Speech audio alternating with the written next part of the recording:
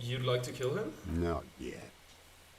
I like to look at him strut around, place the crosshair on his medals, right on his face, and just fiddle the trigger.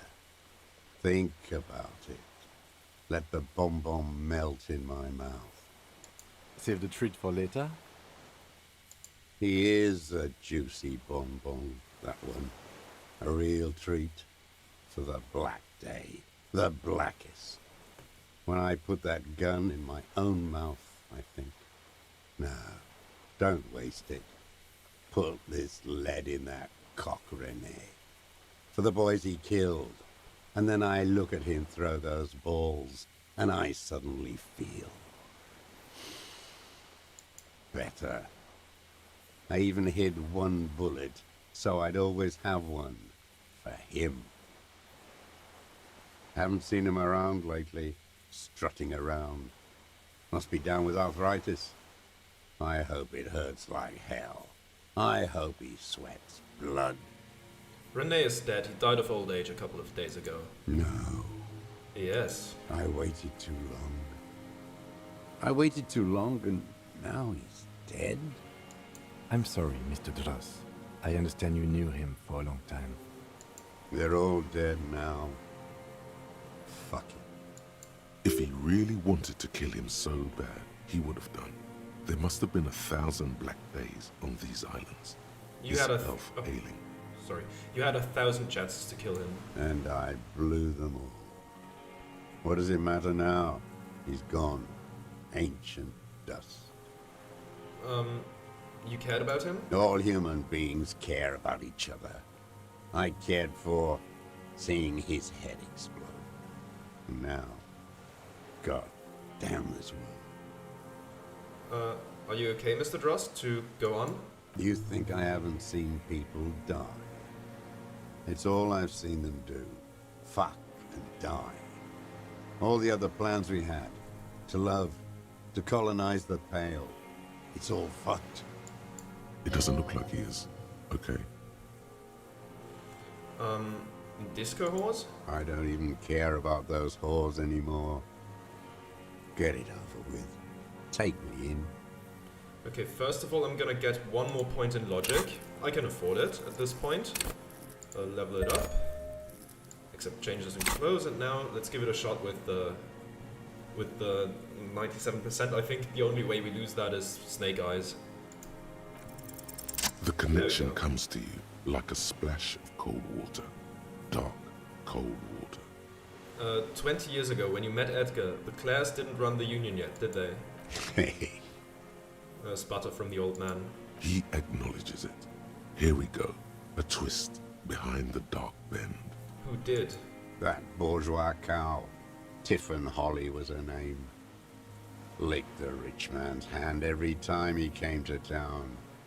Never seen a labor leader so hot on mutual cooperation. And money. She liked that too.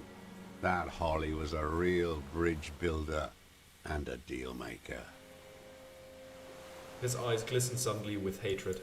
Bordering on sentimentality, it drips out of him, tempered by something familiar to you. A familiar rage. She was also a woman, wasn't she? Like that Clasier. She was. And she was real soft on those money men. Had a Barbara Muscova bag over her shoulder that she liked to bring to work. And then she just disappeared? Called in, they say. On the eve of battle. Ran away.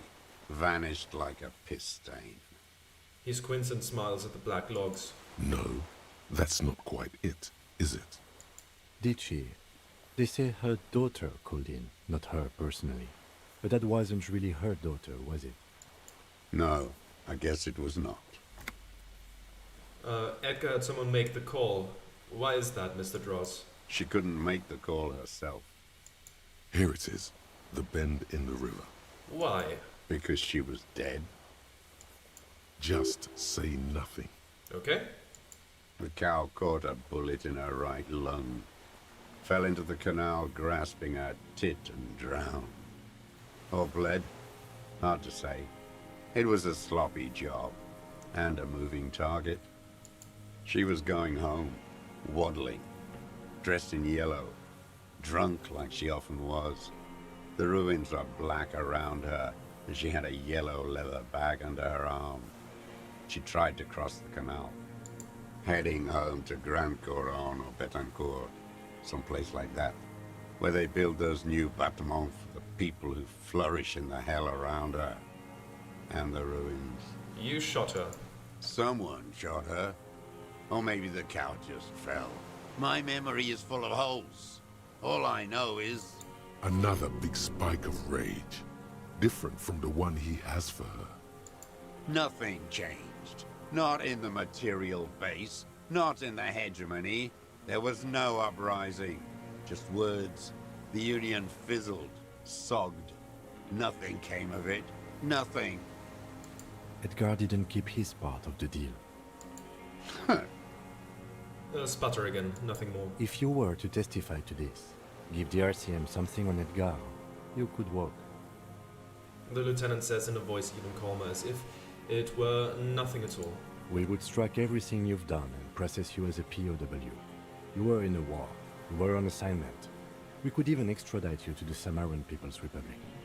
A degenerate worker state. Goat shit. No, thank you. I'm Revacholian. My days are short. I will rot away here, in a moral intern cell.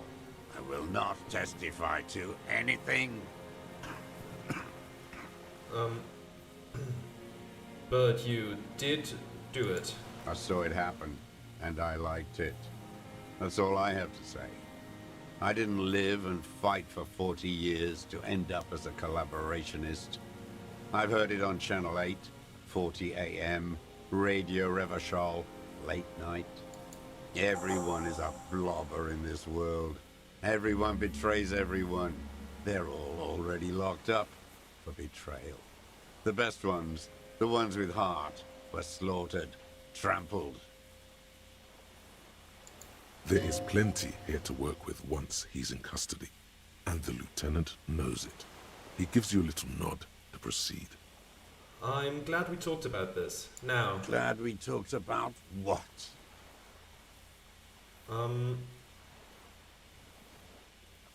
Josef Liljanovich Dross, you are under arrest for the murder of Elis Kortener. What? But you said I would be taken to the... The wind picks up. The silence on the water is broken all around you. Little shivers of waves appear. The lieutenant continues, like an incantation. Your Wayfarer rights have been suspended. Information provided to the officers on the scene will be used against you by the prosecution. You will be given legal counsel within 1 week and must face court in 44 days. Do you understand? Do you understand? But... Do you understand, sir? No, I don't want to. I have to stay here.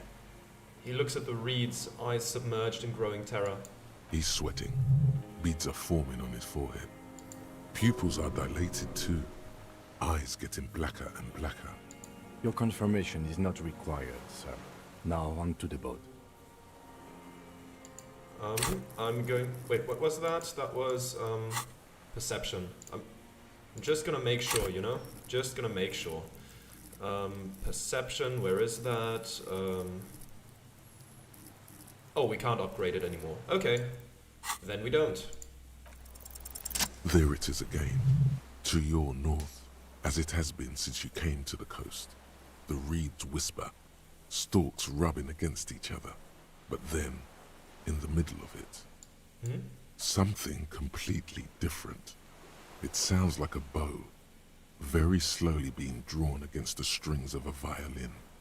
A very small violin, made of reeds and rushes. Maybe there is room for 3 on the boat. Shushkin, do you hear that? What? What are you talking about? Is this... really us?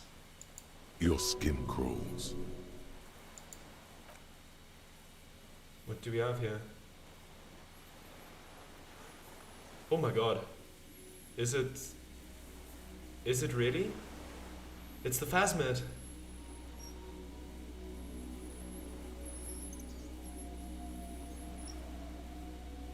Oh my god, it actually exists. A delicate tangle of arms and legs unfolds from the reeds, limb by limb, to then just stand there, moving its scythe-like arms in ghostly silence. What is that? What are you talking about? The giant stick insect. There's nothing there. He looks confused. The stick insect is over 3 meters tall. It looks straight at you with its tiny pinprick eyes and its grotesquely small head. You feel your legs shaking under you and your gun hand rise instinctively. There is, I see it. Tell me what you see, damn it. I can't make out one small thing in the reeds. Kim, can you see it? I can see it.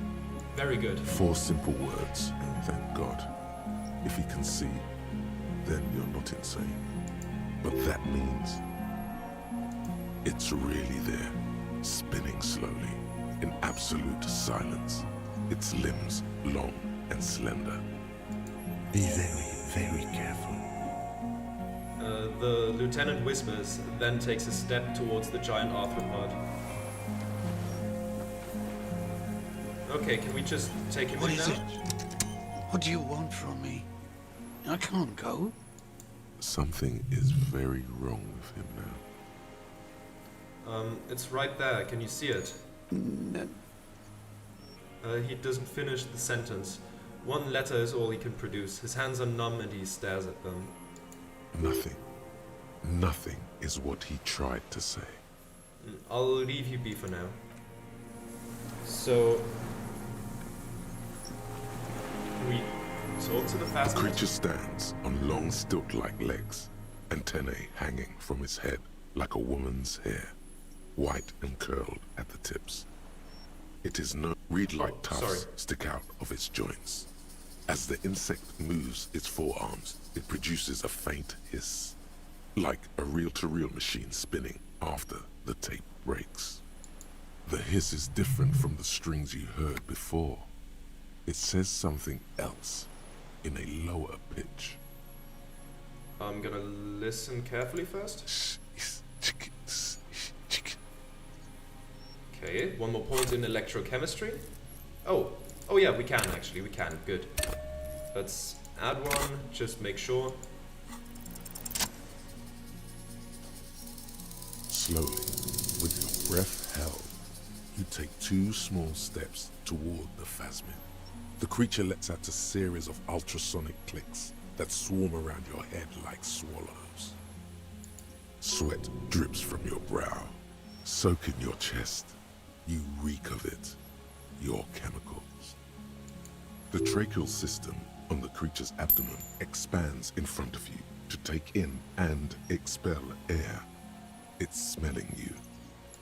Hissing and clicking, it extends its mandible-like antennae to greet you.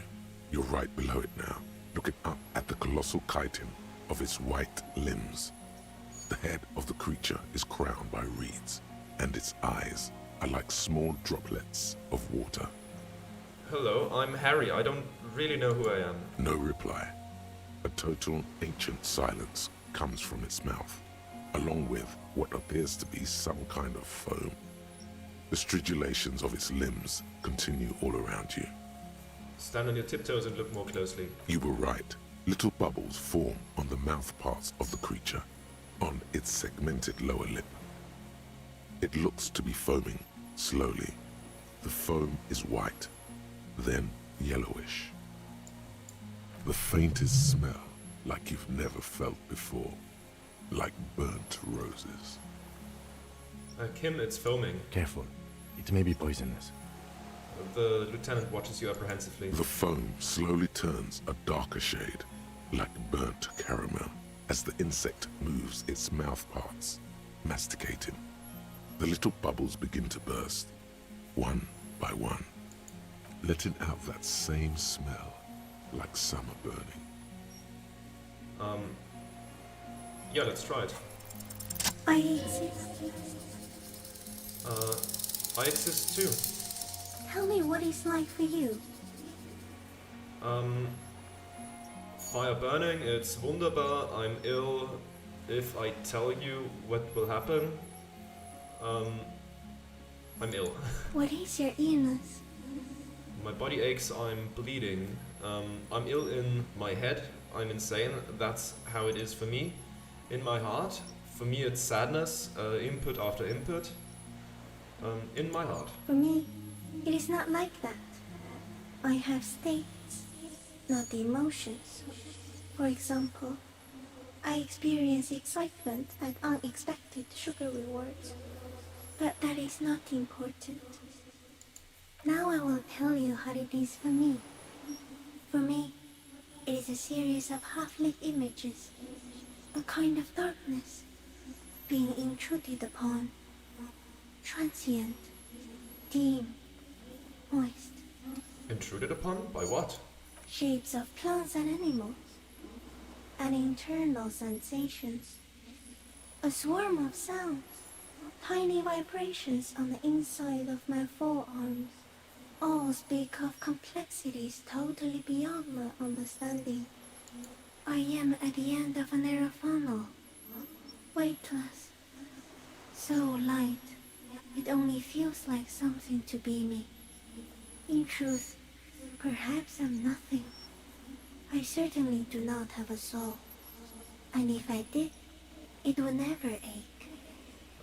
You're the type of animal I would like to be. I'm glad to be me, an incredibly sensitive instrument. What the fuck is happening to me right now? I'm glad to be me. Few of us can begin to imagine the horror of you, with all of creation reflected in your forebrain. It must be like the highest of hells, a kaleidoscope of fire and writhing glass. Eternal damnation. Even when you're sleeping, and when you wake, you carry it around on your neck, with eyes open that cannot help but swallow more behind the mirror. I feel great, mute empathy for you. It was very disorienting at first, but I'm keeping my shit together. That must be incredibly hard. The Arthropods are in silent and meaningless awe of you. Know that we're watching. When you're tired, when the vision spins out of control, the insects will be looking on, rooting for you. And when you fall, we will come to raise you up. Bud from you, banner-like, blossom from you and carry you apart in a sky funeral, in honor of your passing. But not me, because I'm just a leaf eater. I'm a detective. So am I. I was born to detect sucrose rewards and semiochemicals. What were you born to detect? The killer. He's in a bad state, deteriorating fast now. He thinks I am beneficial to him, but I am not. I only quicken his deterioration. You're destroying him? Very slowly, and only because he won't go away.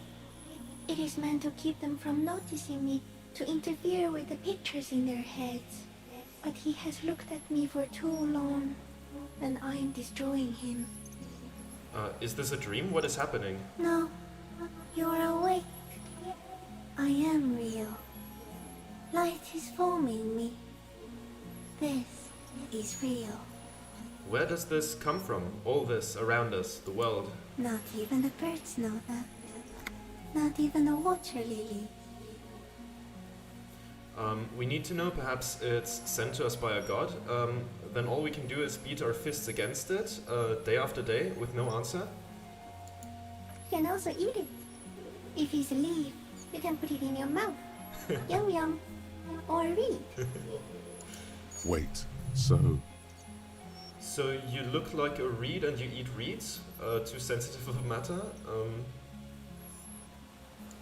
Yes, they don't mind. Have you accidentally eaten another reed phasmid? Yes, I once cloned myself and ate the little ones. It was winter, and I woke up at the wrong time. It was an accident. What exactly are you? I am an unknown species of the order Phantasmodia. endemic to the Insulandian Insula. For the last 350 years, I have hidden in plain sight, masquerading as the reeds, molding, cloning myself, unfolding at night to play with trash bins and boys.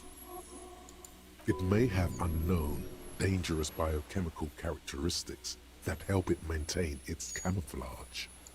No one unnoticed by the first settlers and the land surveyors of the suzerain. Also, by the soldiers of the revolution and officials of the occupation. Even the Seminese islanders who came here first, but did not stay, have not seen me.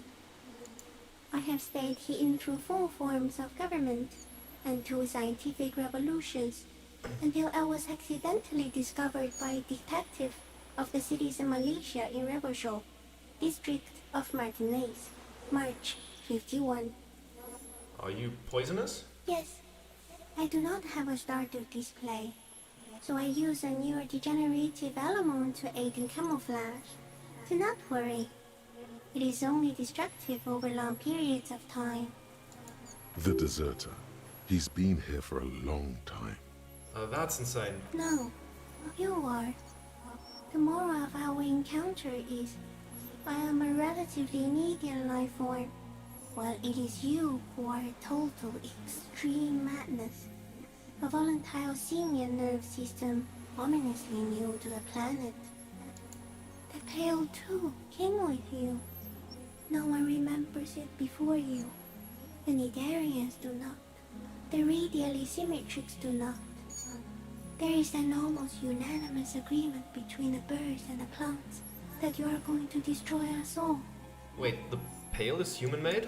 It is a nervous shadow cast into the world by you, eating away at reality. A great, unnatural territory. Its advent coincides with the arrival of the human mind. I don't have that kind of power. You're a violent and irrepressible miracle. The vacuum of cosmos and the stars burning in it are afraid of you. Give me enough time, you will wipe us all out and replace us with nothing. Just by accident. How?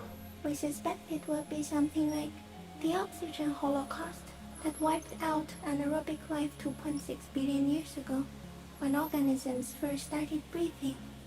Only much worse. Instead of air, you exhale thoughts. There are no trees that eat thoughts. Worse how? Everything your eyes touch goes back there, behind the nose mirror. What if you blink? Are we still here? Please don't blink. What if you misplace us all one day, or just forget? Have I always thought this way? No, you're only thinking it now. This is a revelation.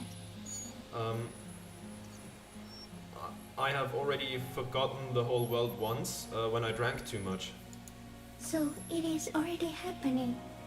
Soon, one of you will close your eyes and open them to see that none of this ever existed. Kim, am I having a violent epileptic seizure? It doesn't look like that, no.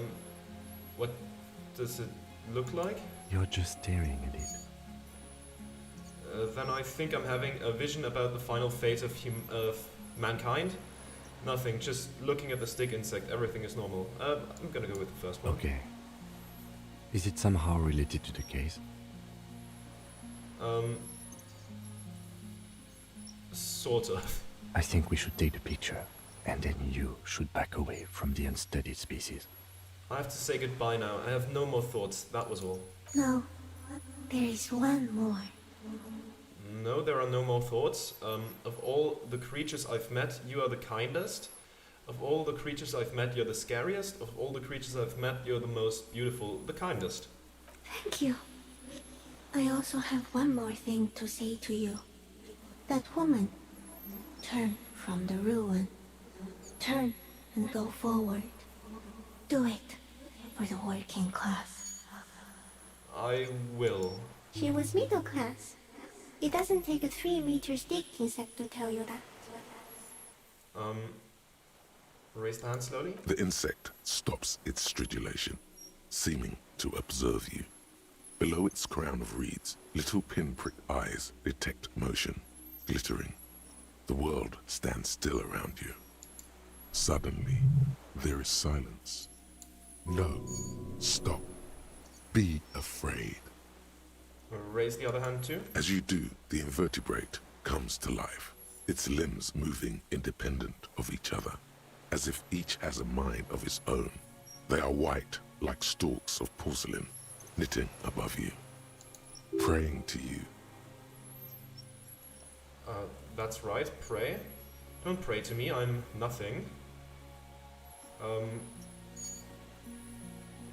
Yeah, sure. The reed creature does not stop its stridulations. It towers above you, parting the reeds it emerged from.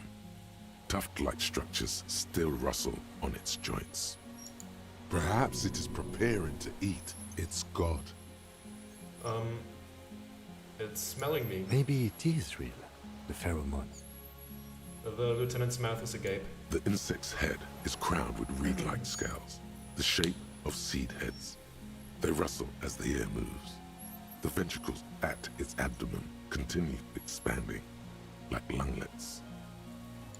Breathing you in, your sour, greasy semiochemicals on the breeze.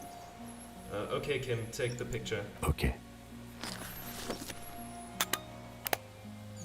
With a slow ring of metal, the lieutenant slides the lens open and raises it to eye level. There is no change in the insect's motion while it's being aimed by the camera. It remains fixated on you. In 3. If it moves, you jump back. I'll shoot. Here we go. 3, 2, 1. The shrill flash of the camera cuts the air like the blade of a sword. The phasmid freezes in its bright light. Head turned toward the lieutenant, hypnotized by the flash. It stands frozen before you. The sweat on your arms feels cold as ice, as if you're frozen as well, in the shadow of this great statue of chitinous marble. I got it. You hear the lieutenant whisper as the creature's shape develops onto photo paper in his hand. A polychrome ghost of white streaks against the reeds and the sky, and you as a shadow before it. Immortalized. Carefully pet its scythe-like forearms. The limb before you is incredibly light, like eggshell. It's much lighter than a reed. You feel a soft push could tip the creature over. Its hollow exoskeleton collapsing. Warning! Pull the hand away. A sudden shiver passes the limb. Looks like the creature is awakening, wave by wave from its stupor. Some sort of countdown process is happening. That's all you have time to think. Okay, let's back off. Another shudder pulses through the creature's limbs. It jolts back to life, like a record continuing where it left off, in a swaying, praying motion. Even the small black pearls of its eyes do not stray from you. Disengage slowly. As you're turning away, the phasmid mirrors your movements, stepping on the water, the long limbs carrying its feather weight without breaking its surface. Oh, that was something, wasn't it? What a cool encounter. Goodbye, Phasmid. And just like that, it's gone, skating away across the sea's calm mirror like a skipping stone, leaving nothing but circles on the water. And something under it, in the place it stood, bobbing there, among the reeds, a collection of items. It's gone. The lieutenant looks north with his hand raised to its brow. It can walk on water? Apparently, yes.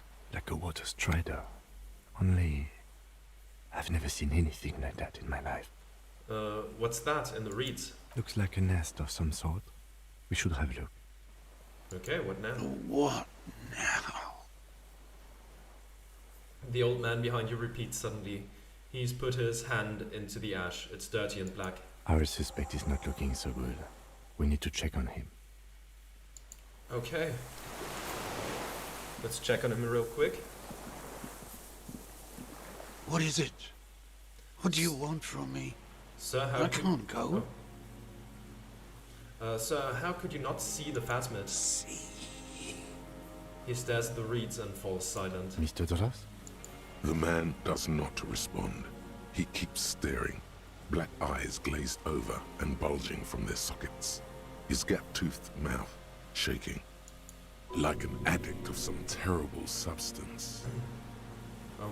Let's wave our hands in front of his eyes. A light shiver passes him, followed by nothing. His hands are trembling, and he breathes slowly. He's going into some kind of psychomotor immobility. The good news is, this solves our transportation problem, doesn't it, Mr. Dras? The trembling mouth appears to sigh. Between this and the broken tire he's used for a boat, I think it's safe to leave him here, while we go and get help. It will need to be medical first, I'm afraid. What has happened to this man? Old age and shock. I think it's the phasmid. Yes, the arrest and the appearance of the phasmid, the combined stress. But you think it's something more than that, don't you? Quite a few things about that health check you did on him make sense now. He couldn't see it, Kim. It's just the reeds for him.